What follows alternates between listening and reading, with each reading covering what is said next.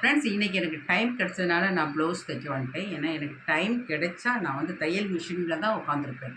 எப்பவும் என்னுடைய ப்ளவுஸ் ஃபுல்லாகவே நான் தான் தைக்கிறேன். ஒரு கட்டிங்ஸ் வச்சு தான் நான் பழகினேன். இப்போ அதே வச்சு தான் நான் எல்லா சட்டையும் நான் போடுற சட்டை ஃபுல்லாக நான் தான் தைச்சிட்ருக்கேன். நான் ஒரு வீடியோஸ் போட்டிருந்தேன் கட்டிங்கில் வச்சு எப்படி கட் பண்ணுறதுன்னு. நீங்கள் பார்த்துருக்கீங்க ஃப்ரெண்ட்ஸ்.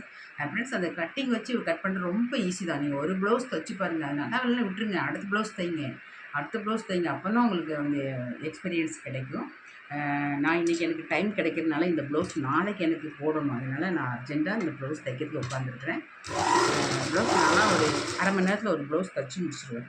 அந்த அளவுக்கு எக்ஸ்பீரியன்ஸ் எனக்கு ஆயிடுச்சு.